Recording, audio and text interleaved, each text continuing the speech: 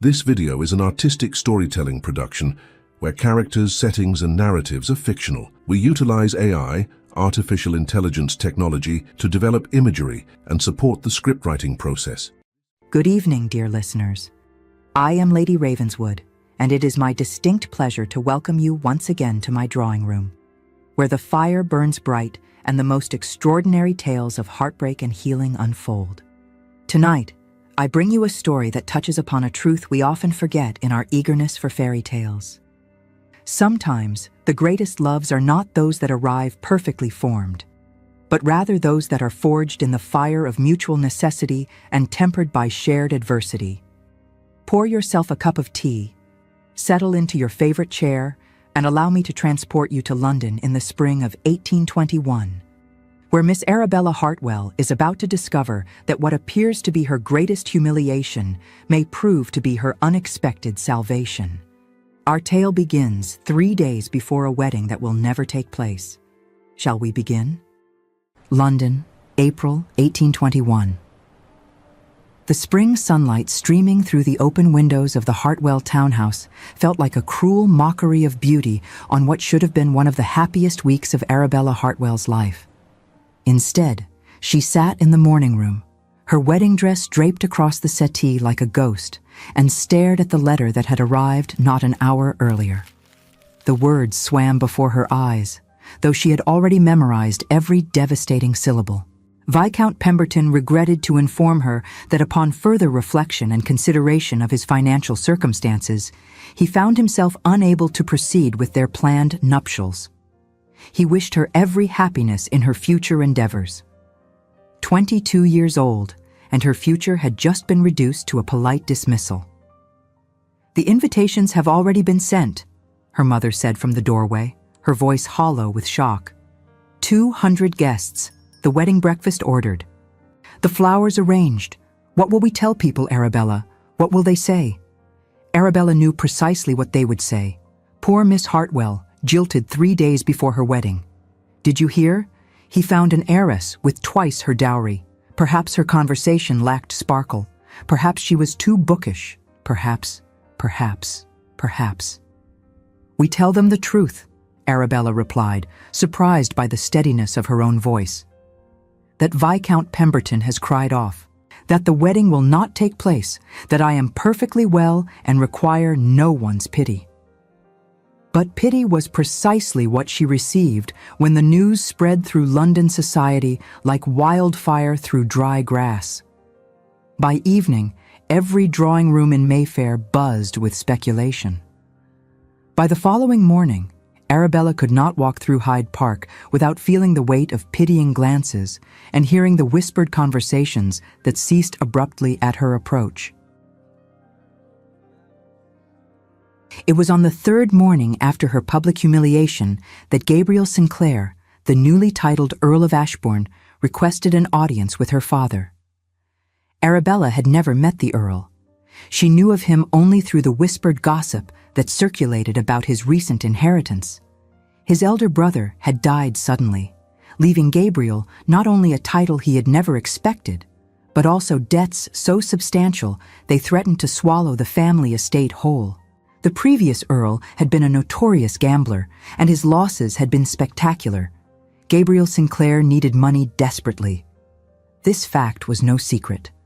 When her father summoned her to his study, Arabella entered to find a tall man standing by the window, his back to the door. He turned at her approach, and she found herself meeting eyes of startling gray intensity, set in a face that bore the marks of recent suffering. Lines bracketed his mouth, and silver threaded through dark hair at his temples, though he could not have been much past 35. "Miss Hartwell," he said, bowing with perfect correctness, "I am grateful for your time." Her father cleared his throat uncomfortably. "The Earl has come with a proposal, Arabella. A rather unusual one, given the circumstances. I have told him I will leave the decision entirely to you." Gabriel Sinclair's expression remained carefully neutral as he spoke. "I shall be direct, Miss Hartwell, as I believe you deserve honesty rather than pretty speeches. Your recent misfortune has placed you in an unenviable position socially. My recent inheritance has placed me in an unenviable position financially. I propose a solution that might benefit us both. You wish to marry me for my dowry? Arabella said flatly. Yes, he replied without hesitation. And you would gain a title, a home, and immediate removal from London before the gossip can do further damage to your reputation. I offer you a practical arrangement, nothing more. No pretense of affection, no false promises, simply a mutually beneficial alliance. The words should have wounded her. Instead, Arabella felt a strange relief at their cold practicality. Here, at least, was honesty. Here was someone who would not pretend to love her while calculating her worth in pounds and property. "And what would you expect of me, my lord?" she asked. "To manage the household at Ashbourne Park, to appear beside me at necessary social functions, to allow me to use your dowry to save my family's estate from ruin." He paused, then added quietly, "I would expect nothing else. You would have your own rooms, your own pursuits. I would not trouble you with unwanted attentions." Her mother would be horrified. Her friends would call her desperate. Society would whisper that she had settled for any man who would have her. But as Arabella looked into Gabriel Sinclair's gray eyes and saw the same bone-deep weariness she felt in her own soul, she made her decision. Arabella smoothed a wrinkle in her skirt, refusing to look at the ink stain on his desk. She took a breath, grounding herself against the tremble in her fingers. "Very well, my lord," she said softly. "I accept your proposal."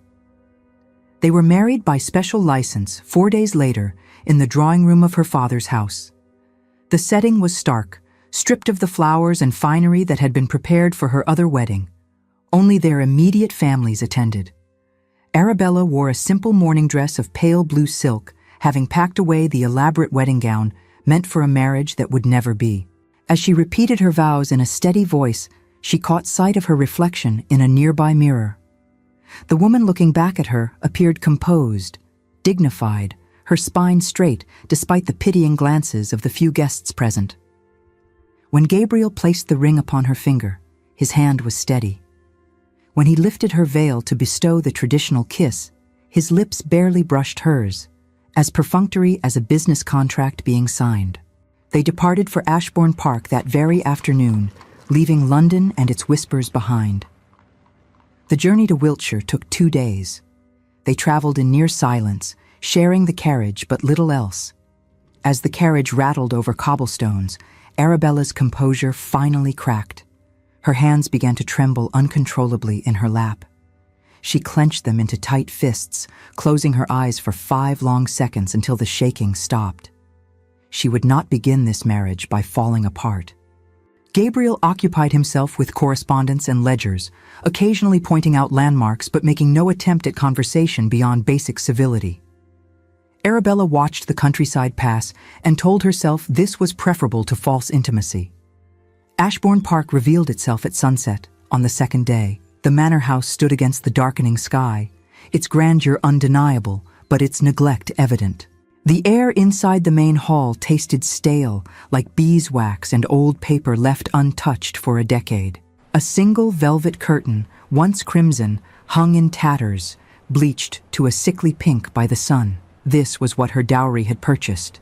Not romance, but responsibility. Not love, but labor. Gabriel handed her down from the carriage himself, and for the first time she detected something like apology in his expression. "It wants work," he said quietly. "Rather a lot of work, I am afraid. But the bones are sound. With proper attention, it could be beautiful again." She looked up at the weathered stone facade. "Then we shall have to provide that attention, shall we not?" Something shifted in his face then, a flicker of what might have been respect. "We shall, Lady Ashbourne. We shall indeed." As they climbed the front steps together, Arabella permitted herself one small hope. Perhaps in building something together, they might build more than they had bargained for. But that night, As she lay alone in the Countess's chambers while her husband occupied rooms in an entirely different wing, she wondered if she had traded one form of loneliness for another. Oh, dear listeners, how my heart aches for both of them in this moment. Two wounded souls entering a marriage as cold as a business contract, each believing themselves beyond the reach of genuine affection. You see, what neither Arabella nor Gabriel understands yet is that the very walls they have built around their hearts may prove to be precisely what allows them to lower those defenses. Sometimes we can only be truly seen when we believe no one is looking. Watch closely now, my friends, for the transformation is about to begin. The first weeks at Ashbourne Park passed in a blur of ledgers, meetings with tenants, and endless decisions about repairs. Arabella threw herself into the work with a determination that surprised even herself. She met with the housekeeper each morning, toured the estate with the steward each afternoon, and spent her evenings reviewing accounts by candlelight. Gabriel, for his part, seemed equally dedicated to the estate's restoration. They worked side by side, often in companionable silence, discussing crop rotations and roof repairs with the same dispassionate practicality they had brought to their marriage vows. It was during one such discussion, 6 weeks into their marriage, that something shifted. They stood in the east pasture, surveying fencing that desperately needed replacement, when Gabriel suddenly said, "I must thank you." Arabella looked up from her notes. "For what, precisely?" "For not weeping," he replied. "For not bemoaning your fate or making this arrangement more difficult than it need be. For simply getting on with what needs doing. It is more than I had any right to expect." "You believe I feel no pain?" she asked quietly. "No disappointment?" His gray eyes met hers with unexpected intensity. "I believe you feel a great deal, but you do not inflict it upon others. That requires considerable strength of character." Something in his tone made her bold. "And what of your pain, my lord? Your disappointment at inheriting a title you never wanted, burdened with debts you did not create?" "We are a pair of reluctant inheritors, then," he said, with a ghost of a smile. "You inherited a marriage you did not choose. I inherited a future I never anticipated. Perhaps that gives us something in common beyond simple necessity."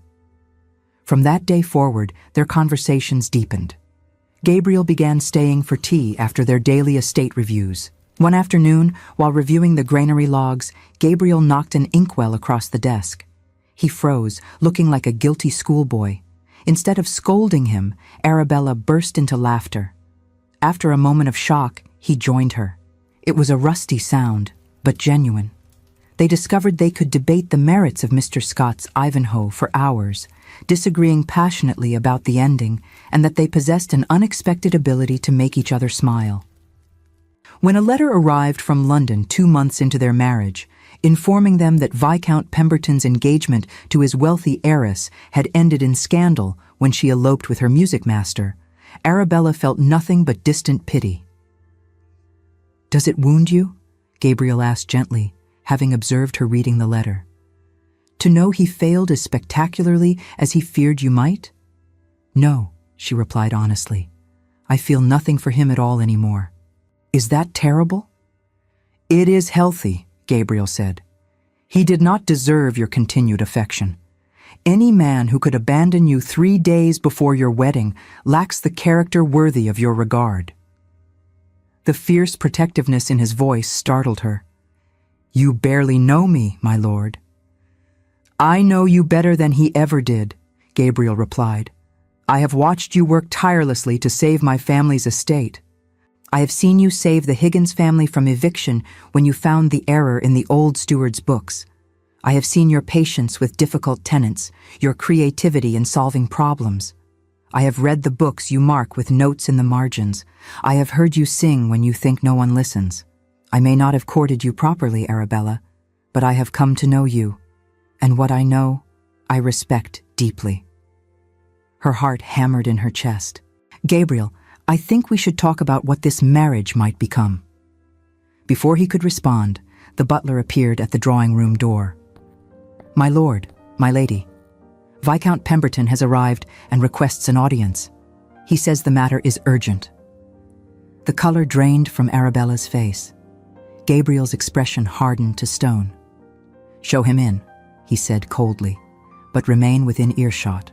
Viscount Pemberton strode into the drawing room without waiting to be announced, treating the house as if he already owned it. He looked considerably less polished than Arabella remembered. His cravat was carelessly tied, his coat rumpled, and his eyes held a desperate quality that might have moved her once. Now she felt only detachment. "Arabella," he began, ignoring Gabriel entirely. "I have made a terrible mistake. I should never have ended our engagement. I see that now. I was a fool, blinded by greed, and I have paid dearly for it. But it is not too late. You are wasting away in this rustic exile. Come away with me, and I shall rescue you from this poverty." The sheer presumption of his words left her momentarily speechless. Gabriel rose slowly from his chair, positioning himself deliberately between Pemberton and Arabella. When he spoke, his voice was quiet, but carried the unmistakable weight of barely controlled fury. "You will address my wife as Lady Ashbourne. You will acknowledge my presence in my own drawing room, and you will never again suggest that she owes you anything whatsoever." "This is none of your concern," Pemberton sputtered. "You married her for her money. Everyone knows it. You have no right to speak of love or loyalty." "You are correct," Gabriel said with deadly calm.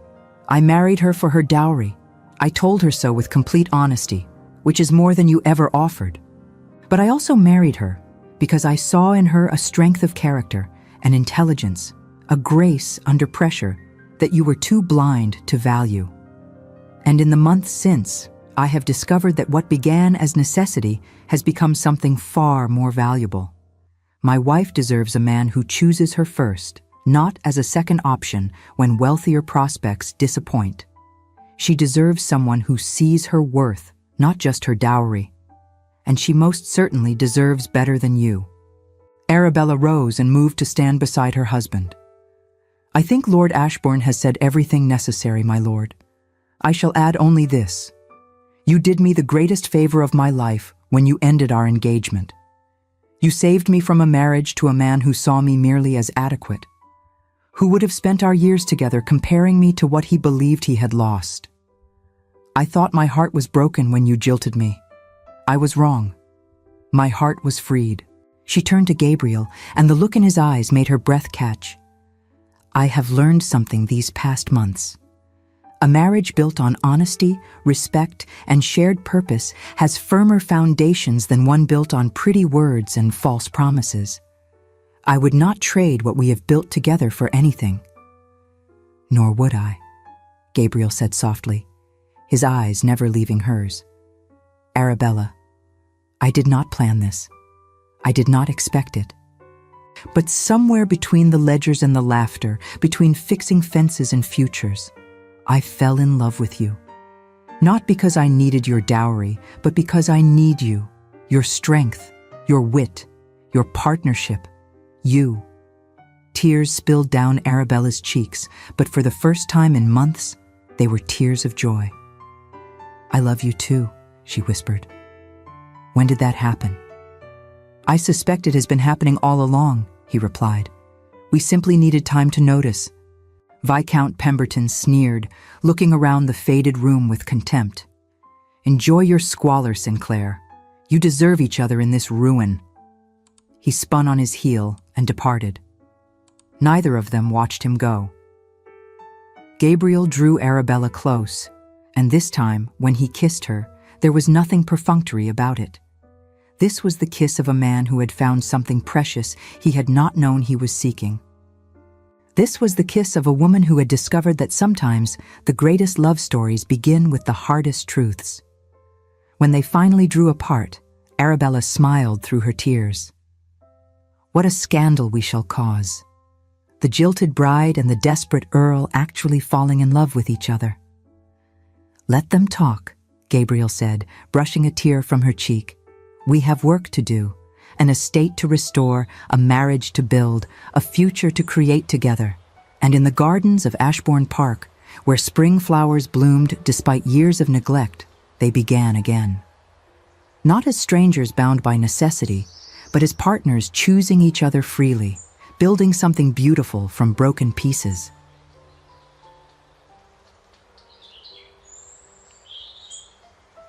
And so concludes tonight's tale, dear listeners. What strikes me most profoundly about Arabella and Gabriel's story is this essential truth. The deepest loves are often born not from grand passion, but from quiet partnership, from choosing to build together when we might have chosen to remain isolated in our pain. They began as two wounded souls seeking practical solutions, but they became something far more valuable through the simple act of showing up each day, of working side by side, of allowing respect to deepen into affection and affection to blossom into love. Sometimes redemption arrives not with trumpets and declarations, but in the steady accumulation of shared mornings, honest conversations, and the courage to let someone see us truly. If this story has reminded you that broken engagements and shattered expectations can become doorways to unexpected joy, I would be most grateful if you would share it with someone who needs that particular hope. Your support allows these tales of transformation to continue reaching hearts that need them. Until we meet again beside the fire, I remain yours in story and spirit.